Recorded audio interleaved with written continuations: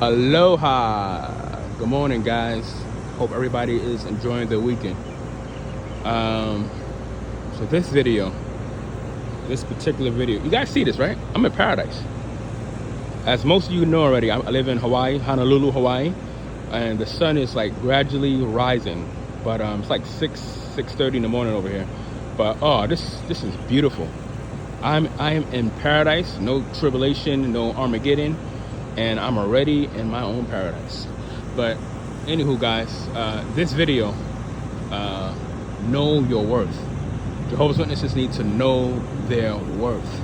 Now, when we was in a cult, they used to call us good for nothing slaves, right? And when I left, I had to take a step back. I said, why did the society want us to belittle ourselves? Why would they call us slaves? Especially me as a African American male. The term slave doesn't suit me too well. I don't like being called no slave, especially with my past history with the African Americans that were enslaved. So me belittling myself and thinking that I'm a good for nothing slave, that didn't sit too well with me, right? That didn't sit too well. But when you think lowly of yourselves, right? When you think lowly of yourself, it is easier for others to manipulate you. It is easier for others to control you when you have low self-esteem. So it is important for Jehovah's Witnesses to know your worth. You are not a good for nothing slave. You're somebody. And that's in harmony with the, they always encourage witnesses to not pursue secular education, right? Why is that? When you think about it, it's because they don't want you to excel in life. They don't want you to start thinking critically. The minute you think critically, right? The minute you think critically, you're going to realize that you are in a cult. You are in a man-made organization. You are in a cult. And once you realize you are in a cult, you are bound to eventually wake up like I did, like thousands of other ex-witnesses we done, right?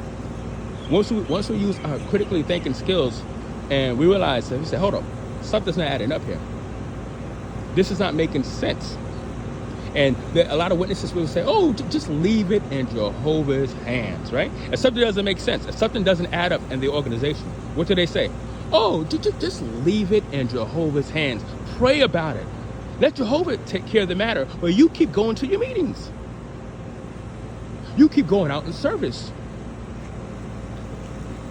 As if that's going to answer your prayers, right? As if that's going to fix anything. But there is a reason why they used to call us good for nothing slaves. This is why it's important. This is why it is important for witnesses to know their worth, so that people, elders, so that governing body leaders don't take advantage of you. You are not a good for nothing slave. You're somebody.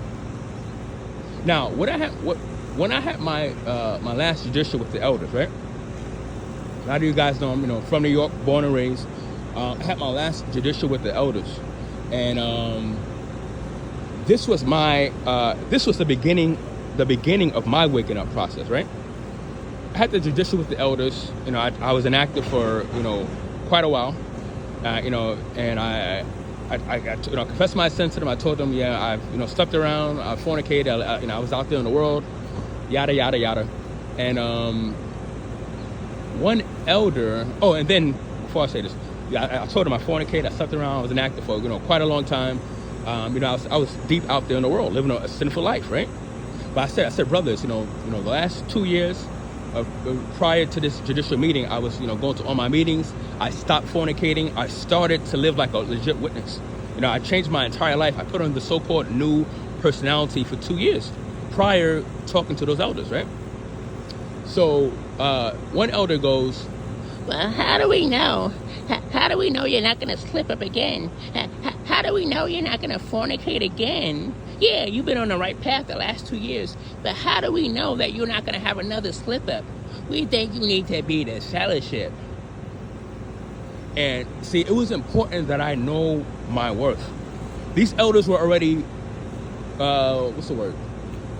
They were already putting it out there, right? They was predicting that I was gonna fornicate again when I just told them that that lifestyle was behind me. I just told them that I haven't done anything in 2 years, right? And they're already predicting, oh, how do we know it's not going to happen again? But see, I know who I am, and I stood my ground. When I had that judicial with those elders, I stood my ground. I said, hold on. You elders cannot read my heart, for starters. That's number one. Number two, why are you predicting? Why are you putting it out there that I'm going to fornicate again in the future? I just told you, I changed my ways. I'm not living that lifestyle anymore. They were trying to, sorry, a bug flew on me. But they were trying to tell me, oh, we think that you're going to do it again. I'm like, hold on. You don't know me. You can't read my heart. You can't read my thoughts. I know me. You don't know me. I know who I am. And I told them, I came a long, long way from the person that I was in the past. I'm not living that sinful life. I'm not that person anymore.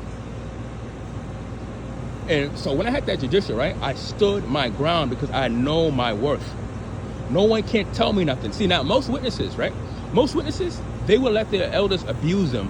The elders talk to them however kind of way. The elders falsely disfellowship them, right? And they would get reinstated and just keep their mouth shut.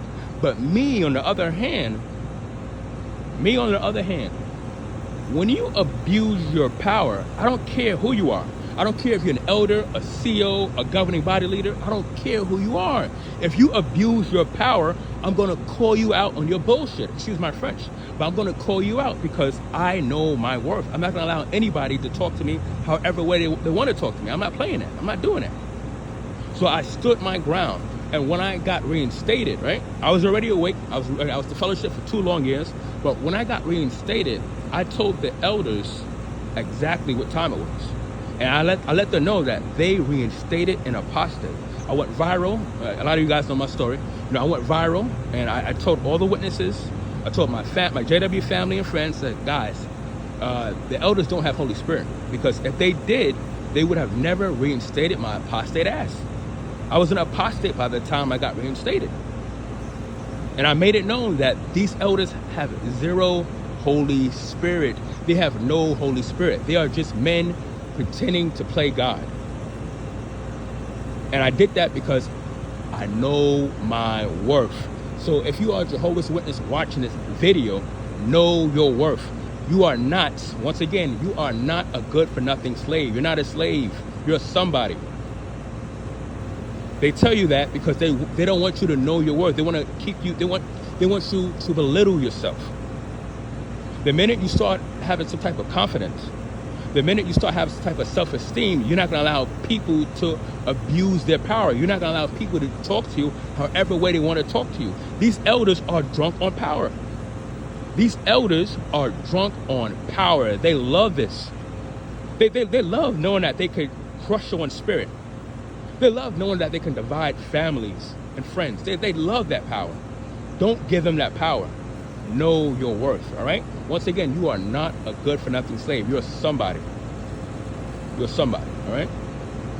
End this video on that note. Guys, I love you, and I will see you on the next video.